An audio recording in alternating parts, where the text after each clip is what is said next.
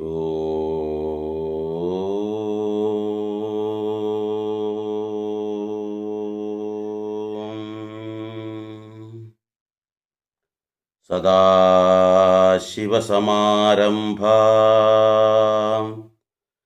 ശങ്കരാചാര്യ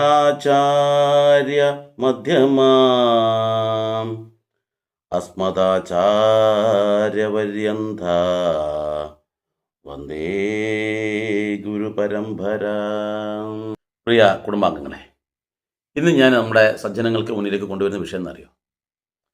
നമ്മൾ നമ്മുടെ വീട്ടിൽ നമ്മുടെ കുട്ടികൾക്ക്, അല്ലെങ്കിൽ നമ്മുടെ ഭർത്താവിന്, നമ്മുടെ ഭാര്യയ്ക്ക്, അച്ഛനോ അമ്മയ്ക്കോ ആർക്കെങ്കിലും എന്തെങ്കിലും ശാരീരികമായിട്ടോ മാനസികമായിട്ടോ എന്തെങ്കിലും തളർച്ചയോ വിഷമങ്ങളോ ദുരിതങ്ങളൊക്കെ ഉണ്ടെങ്കിൽ നമ്മൾ ചെയ്യുന്നൊരു ചടങ്ങുണ്ട്. എന്താണെന്നറിയോ?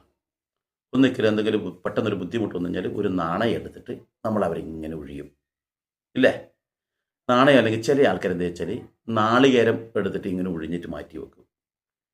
ചില ആൾക്കാർ ചെറുനാരങ്ങ എടുത്തിട്ട് ഇതുപോലെ ഇങ്ങനെ ഒഴിഞ്ഞു വെക്കും. ചില ആൾക്കാർ ഒഴിഞ്ഞു വെക്കാറല്ല, ഈ മുളകും അതുപോലെ തന്നെ ഉപ്പും ഒക്കെ ചേർത്തിട്ട് ഇങ്ങനെ ഒഴിഞ്ഞിട്ട് അഗ്നിയിലിടും, പൊട്ടിത്തെറിച്ചിട്ട് ഇതാവുമ്പോൾ. ഇത് മറ്റു ചിലർ ചെയ്യുന്നറിയോ? ഒരു പാത്രത്തിൻ്റെ അകത്ത് മഞ്ഞളും അതുപോലെ തന്നെ ചുണ്ണാമ്പും ചേർത്തിട്ട് രക്തക്കളറിൽ ആക്കിയിട്ട് ഒരു ദീപം വെച്ചിട്ട് അവരെ മൊത്തമായിട്ട് അരത്തമൊഴിയും. ശരിക്കും എന്തിനാണെന്നറിയത്? ഞാൻ പറയുന്നത് എന്താണെന്ന് വെച്ചാൽ, ഈ കർമ്മം നമ്മൾ പരമാവധി മാസത്തിലൊന്നെങ്കിലും ചെയ്യണം. ഒരാളെ അല്ല, വീട്ടിലെ എല്ലാ ആൾക്കാരും ചെയ്യണം. ഏറ്റവും ഉത്തമം ഒന്നിക്കലും മുളകും അതുപോലെ തന്നെ മറ്റേ ഉപ്പും കൂടി ചേർത്തിട്ട് ഒഴിഞ്ഞിട്ടിടുന്നതായിരിക്കും നല്ലത്. പിന്നെ അല്ല എങ്കിൽ അരത്തമൊഴിയുക, രക്തത്തിൻ്റെ രീതിയിലാക്കിയിട്ട് അങ്ങനെ ഒഴിയുന്നതും നല്ലതാണ്. ഇനിയല്ല നാണയമാണ് ചെയ്യുന്നുണ്ടെങ്കിലും നല്ലത് തന്നെയാണ് കേട്ടോ, ദോഷമൊന്നുമില്ല. ഇനി അതല്ല ചെറുനാരങ്ങ ചെയ്യുന്നതും മോശമൊന്നുമല്ല. എല്ലാം തന്നെ ഒരു വിശ്വാസത്തിൻ്റെ ഭാഗ. പക്ഷെ ഇത് എന്തിനാ ചെയ്യുന്നത്, എങ്ങനെയാ ചെയ്യേണ്ടത്, അതുകൊണ്ടുള്ള ഗുണം എന്താണ്, ഇത് ചെയ്തിട്ടില്ലെങ്കിൽ ദോഷം എന്താണ്? ചെയ്തിട്ടില്ലെങ്കിൽ ദോഷം എന്ന് വെച്ചാൽ അത് നമുക്കത് മനസ്സിലാവില്ല. ദോഷം അനുഭവസ്ഥർക്ക് മാത്രമേ മനസ്സിലാക്കാൻ കഴിയൂ. ചെയ്യുന്നത് വളരെ നല്ലതാണ്. നമുക്ക് എന്തുകൊണ്ടെന്നറിയോ? നമ്മളൊരു വീടുണ്ട് തിരിക്കട്ടെ. ഈ വീട് പെയിൻ്റ് അടിച്ചു വളരെ മനോഹരമായിട്ട് നമ്മൾ ഗൃഹപ്രവേശന കർമ്മം നടത്തി.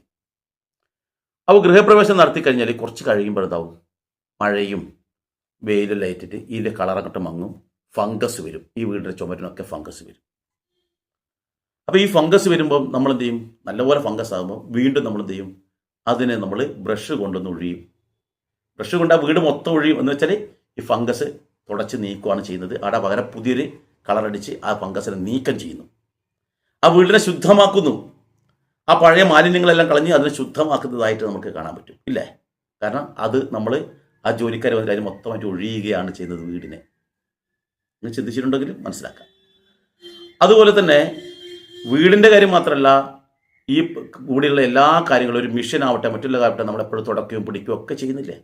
നമ്മളൊരു തയ്യൽ മെഷീൻ ഉണ്ടിരിക്കട്ടെ, തയ്യൽ മെഷീൻ എന്ത് ചെയ്യും? എല്ലാ ദിവസവും നമ്മൾ തുടച്ച് വൃത്തിയാക്കി അതിന് എണ്ണയൊക്കെ ഇട്ട് കൊടുക്കും. എന്താ? അതിന് മൊത്തം ഒന്ന് ഒഴിയുകയാണ് ചെയ്യുന്നത്. തുടക്കുക എന്ന് പറഞ്ഞാൽ അതിന് ഒഴിയുകയാണ് ചെയ്യുന്നത്. അതുപോലെ നമ്മൾക്കും ഉണ്ട് ഇതുപോലെ മാലിന്യം വരുന്നത്. എന്താണ് പറയുക? നമ്മൾ പുറത്തേക്ക് പോകാറില്ലേ? പുറത്തേക്ക് പോയിട്ട് പല ആൾക്കാരായിട്ട് ഇടപഴകാറില്ലേ? ഈ അവസരത്തിൽ നമ്മൾക്ക് ചില ദുഷ്ടശക്തികളുടെ മാലിന്യം പിടിപെടും. എങ്ങനെ ദുഷ്ടശക്തികളുടെ മാലിന്യം പിടിപെടുന്നത്? വീടിന് പ്രകൃതിയിലുള്ള പൊടിപടലങ്ങൾ വന്ന് ചേരുന്നത് പോലെ തന്നെ എങ്ങനെ വരും? പുറത്തേക്ക് ഇറങ്ങുന്ന സമയത്ത് ചില ആൾക്കാർ പറയും, എൻ്റെ ഭഗവാനെ എങ്ങനെ നടന്ന ആളായി നോക്കട്ടെ, ഇപ്പം ഇത്രയും ഗംഭീരമായില്ലേ. അതൊരു കണ്ണേറ, അതൊരു ദൃഷ്ടിദോഷം എന്ന രീതിയിൽ അത് നമുക്കവിടെ വരും. മറ്റു ചിലർ മറ്റു പലതരത്തിൽ ഇതുപോലെ തന്നെ നമുക്കെതിരെ ദോഷങ്ങൾ ചെയ്യാൻ താല്പര്യമുള്ള ആൾക്കാരുണ്ടാവും. ചിലർക്ക് പറയല്ലേ, ആഭിചാരം ചെയ്തിട്ടുണ്ട്, കൂടോത്രം ചെയ്തിട്ടുണ്ട്, കണ്ണേറുണ്ട്, ഇതൊക്കെ പറയില്ലേ. ഇതൊക്കെ നമ്മുടെ നേർക്ക് വരുന്നില്ലേ? അതൊക്കെ നമുക്ക് നെഗറ്റീവായിട്ടുള്ള സംഭവമല്ലേ? ഇത് മാത്രമല്ല, ഇത് കൂടാതെ തന്നെ പ്രകൃതിയിലുള്ള ചില ദുഷിച്ച ശക്തികളുണ്ട്. ഈ ദുഷിച്ച ശക്തികളും നമ്മുടെ ഇതിലേക്ക് വരും, നമ്മുടെ ശരീരത്തിലേക്ക്. ഈ ശരീരത്തിനെ സംരക്ഷിക്കാൻ വേണ്ടിയിട്ട് നമ്മളെ കാഴ്ചപ്പാടിൽ ഇവിടെ തൊലിയുണ്ട്, രോമങ്ങളുണ്ടാകും, അതുപോലെ തന്നെ നമ്മുടെ ശരീരത്തിന് ചുറ്റുമായിട്ട് ഒരു ഇതുണ്ടല്ലോ നമ്മുടെ ഇത് കൂടാതെ തന്നെ ഒരു ഓറയുണ്ട് എന്നാണ് പറയുന്നത്.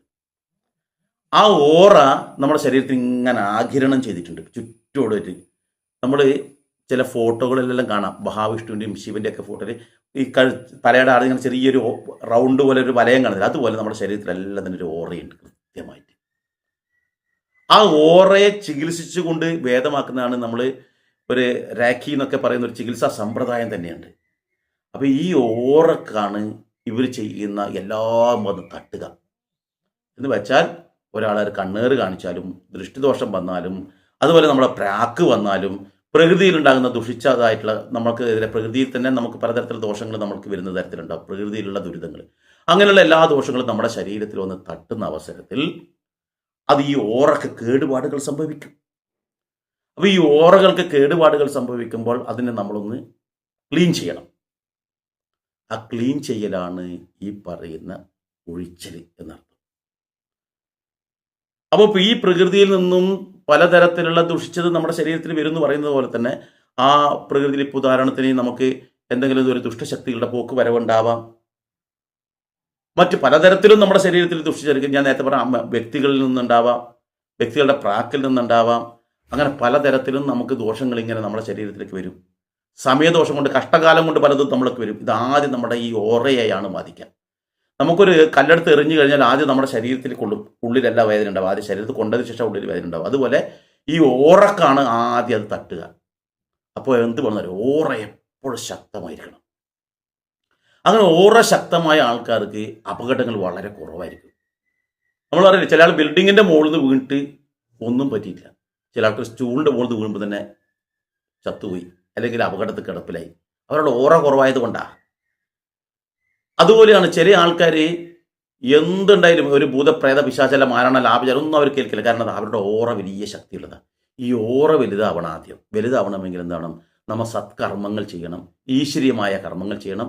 ഈശ്വരീയമായിട്ടുള്ള നാമങ്ങൾ ജപിക്കുന്ന ആൾക്കാർ, ക്രിയകൾ ചെയ്യുന്ന ആൾക്കാർക്കൊക്കെ ആ ഓറ വലുതായിക്കൊണ്ടേയിരിക്കും. ഒരു ഈശ്വരനെ പോലെ പെരുമാറാൻ കഴിയണം. എല്ലാവരോടും സ്നേഹത്തോടും ആദരവോടും ബഹുമാനത്തോടും പെരുമാറുമ്പോൾ ആ ഓറക്ക് ശക്തി ഇങ്ങനെ കൂടി കൂടി കൂടി വരും. അതാണ് ചില ആൾക്കാർക്ക് ഷുഗറിൻ്റെയൊക്കെ അളവ് വളരെ കൂടുതലാവും, പക്ഷെ അതൊന്നും അവരുടെ ശരീരത്തിന് ബാധിക്കില്ല, അത് അറിയുന്നില്ല. എന്നിട്ട് ഡോക്ടർമാർ ഇത്രയും ഷുഗർ ഉണ്ടായിട്ട് നിങ്ങൾ എങ്ങനെ ജീവിക്കുന്നത്, ഇത്രയും പ്രഷർ ഉണ്ടായിട്ട് എങ്ങനെ ജീവിക്കുന്നത്, ഇത്രയും കൊളസ്ട്രോൾ ഉണ്ടായിട്ട് ഇത് എങ്ങനെ നടക്കുന്നതെന്ന് പറയും. കാരണം എന്താ, ആ ഓറ പവർഫുള്ളാണ്, അതങ്ങനെ ഏൽക്കുന്നില്ല. ശരീരത്തെ കാണുന്നുണ്ടെങ്കിൽ അത് അങ്ങനെ അവരുടെ മനസ്സിനെയോ അല്ലെങ്കിൽ അവരുടെ ശരീരത്തിനെ കീഴ്പ്പെടുത്തുന്നില്ല എന്ന് വേണം മനസ്സിലാക്കാൻ. അപ്പോൾ ഈ ഓറക്ക് അത്രയേറെ പ്രാധാന്യമുണ്ട്. അപ്പോൾ ഈ ഓറ വർദ്ധിപ്പിക്കാൻ വേണ്ടി നമ്മൾ നാമജപങ്ങളും കീർത്തനങ്ങളും മന്ത്രങ്ങളും അതുപോലെ സത്കർമ്മങ്ങളും സേവനങ്ങളും ദാനങ്ങളും ധർമ്മങ്ങളും ഒക്കെ നമ്മൾ ചെയ്യണം.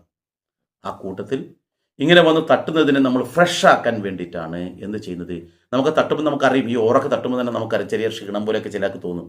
അപ്പോഴെന്ത് വേണം, ഇതിനെ പ്യൂരിഫയർ ചെയ്യണം, ശുദ്ധമാക്കണം.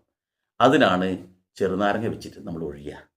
അങ്ങനെ ഒഴിയുന്ന അവസരത്തിൽ നമ്മൾ ബ്രഷ് എടുത്തിട്ട് നമ്മൾ ഒരു ഫംഗസുള്ള സ്ഥലത്ത് തുടച്ച് കഴിഞ്ഞാൽ ഒരു തുണിയിട്ട് നമ്മൾ അമർത്തി തുടച്ചിട്ടെ, ആ തുണിയിലാണ് ഇതെല്ലാം വന്ന് പറ്റുക. ശരിയല്ലേ? നമ്മൾ മേശയുടെ മുകളിൽ കുറേ പൊടിയുണ്ട്, നമ്മളൊരു മേശയിൽ തുണിയിട്ട് തുടക്കുമ്പോൾ അതിൽ വന്ന് പറ്റും. അതുപോലെ ഈ പറയുന്ന എല്ലാ ദുരിതങ്ങളും നമ്മൾ ഇതിന് വന്നിട്ടില്ല. എല്ലാം തന്നെ ഈ നാരങ്ങ, ചെറുനാരങ്ങ നമ്മൾ ഒഴിയാണേ. ആ ഒഴിയുന്ന സ്ഥലത്ത് 7 തവണ ഒഴിയണം എന്നാ. ശരിക്കും ഇതെല്ലാം ഇതിലേക്ക് വന്നു, എല്ലാം ഇതിലേക്ക് വന്നു. നാളികേരമാണ്, ഇതെല്ലാം ഇതിലേക്ക് വന്നു. അരത്ത മൊഴിയാണ് നമ്മൾ, അതെല്ലാം തന്നെ ഈ ഒഴിയുന്ന സമയത്ത് ആ നെഗറ്റീവ് എനർജി എല്ലാം ഇതിലേക്ക് വന്നു. അപ്പോൾ ഈ നെഗറ്റീവ് എനർജി നമ്മൾ എന്ത് ചെയ്യും, ചെറുനാരങ്ങ നമ്മൾ നശിപ്പിച്ച് കളയും. നാളികേരം നമ്മൾ എറിഞ്ഞു ഭഗവാന്റെ മുന്നിൽ, എൻ്റെ ഭഗവാനാണ് എല്ലാത്തിനും കാരണം, അപ്പോൾ ആ ഭഗവാൻ തന്നെ നമ്മളാണ് സംരക്ഷിക്കേണ്ടതെന്ന വിധത്തിൽ നമ്മളത് അവിടെ എറിയുന്നു. എറിയുന്ന സമയത്ത് എന്തായി, ഇതവിടെ പൊട്ടിച്ചിതറി നമ്മുടെ ആ ദോഷങ്ങളെല്ലാം തന്നെ. ഇനി പൊട്ടിച്ചെതറിയില്ലെങ്കിൽ ദോഷമുണ്ടോ? അങ്ങനെ വലിയ ദോഷമൊന്നുമില്ല. കാരണം എന്താ, അത് നമ്മുടെ ശരീരത്തിൽ തുടച്ചെടുത്തത് നമ്മൾ അവിടെ സമർപ്പിച്ചു, അത് പോയി. നാണയം, ഈ ചെറുനാരങ്ങ അത് പോയി. നാണയം അത് ഭഗവാനെങ്കിൽ സമർപ്പിച്ചു. കാരണം എൻ്റെ എല്ലാ സത്കർമ്മങ്ങൾക്കും എൻ്റെ എല്ലാ മോശത്തിനും എല്ലാത്തിനും ഞാൻ ചെയ്യുന്നത് എല്ലാ തരങ്ങളും ഭഗവാൻ സാക്ഷിയാണ്, അത് ഭഗവാൻ തന്നെ പരിഹരിക്കട്ടെ എന്ന് കരുതി നമ്മളെ കട ഭണ്ഡാരത്തിലിട്ടു. ഇത് നമ്മൾക്ക് ഒഴിഞ്ഞു വെക്കുന്നതെല്ലാം തന്നെ ഇതിൻ്റെ ഒരു പിന്നിലുള്ള തത്വമാണ്. അതുകൊണ്ട് നമുക്ക് ഇങ്ങനെ ആവുന്ന അവസരത്തിൽ നമ്മളിപ്പോൾ മുളകും ഉപ്പും ചേർത്ത് നമ്മൾ 7 തവണ ഇങ്ങനെ ഒഴിഞ്ഞ് അടുപ്പിലിടുമ്പോൾ അത് അവിടുന്ന് പൊട്ടിച്ചതിനോട് നമുക്ക് ആശ്വാസമായി, നമ്മുടെ ഇത് പോയി. അപ്പം ഇത് നമ്മൾ ചെയ്യുന്നത് ഏറ്റവും നല്ലതാണ്. ഈ ശരീരത്തിനോട് ചേർത്ത്, ശരീരത്തിന് മുട്ടാൻ പാടില്ല, ശരീരത്തിന് മുട്ടാതെ ആ നിശ്ചിത ഒരു അകലത്തിൽ ആ ഓറക്കനുസരിച്ച് ഇങ്ങനെ ഒഴിയണം. എന്നിട്ട് വേണം ഇത് ചെയ്യാൻ വേണ്ടി. അപ്പോൾ നമ്മുടെ ഓറയുടെ ആ പൊടി പടലങ്ങളും മാലിന്യങ്ങളും കച്ചറകളെല്ലാം പോകുന്നു. സത്കർമ്മങ്ങൾ ചെയ്യുന്നതിനനുസരിച്ച് അത് വലിയ ശക്തമായിട്ട് ഒരു വലിപ്പം കൂടി വരും. ചില ആൾക്കാരുടെ ഓറ എന്ന് പറഞ്ഞാൽ അത്രയും പവർഫുള്ളായിരിക്കും. അവരെ ഒരു ശക്തിക്കും പരാജയപ്പെടുത്താൻ കഴിയില്ല. ജീവിതത്തിൽ ഭയങ്കരമായ ഉയർച്ചയുണ്ടാവും. ചില ആൾക്കാർ പറഞ്ഞില്ല എങ്ങനെ നടന്ന ആളെ ഇത്രയും വലിയ ലെവലിലേക്ക് എത്തി. കാരണം അവരുടെ ഓറ വളരുന്നുണ്ട്. അത് പൂർവികരുടെ അനുഗ്രഹം കൊണ്ടും കിട്ടും, നമ്മുടെ പ്രവർത്തനം കൊണ്ടും കിട്ടും. ഏറ്റവും കൂടുതൽ കിട്ടുന്നത് നമ്മുടെ പ്രവർത്തനം കൊണ്ടാണ്. അപ്പോൾ അതിനനുസരിച്ച് നമ്മൾ, എൻ്റെ വാക്ക് നിങ്ങൾക്ക് യുക്തിക്ക് നിരക്കുന്നതാണെങ്കിൽ നിങ്ങൾക്ക് അതിനനുസരിച്ച് മുന്നോട്ട് പോകാം. യുക്തിക്ക് നിരക്കുന്നതല്ല എന്ന്, ഇതെല്ലാം ഒരു അന്ധവിശ്വാസം, ഇതിൻ്റെ ആവശ്യമില്ലെങ്കിൽ നിങ്ങൾ തള്ളിക്കളയണം കേട്ടോ. അത് ആര് പറയാം, സാക്ഷാൽ ബ്രഹ്മാവ് പറയുന്ന കാര്യമായാലും നിങ്ങളുടെ യുക്തിക്ക് നിരക്കുന്നില്ലെങ്കിൽ സ്വീകരിക്കരുത്. അതുപോലെ തന്നെ ഞാൻ പറയുന്ന കാര്യം നിങ്ങൾക്ക് ഇഷ്ടപ്പെടുന്നുണ്ടെങ്കിൽ മാത്രം സ്വീകരിക്കുക, അല്ലെങ്കിൽ തള്ളിക്കളയുക. ഏതായാലും നിങ്ങളുടെ വലിയേറിയ അഭിപ്രായങ്ങൾ കമൻറ്റ് ബോക്സിൽ രേഖപ്പെടുത്തുക. മറ്റൊരു വീഡിയോയുമായി മറ്റൊരു അവസരത്തിൽ വരാം. എല്ലാവർക്കും നന്ദി, നമസ്കാരം.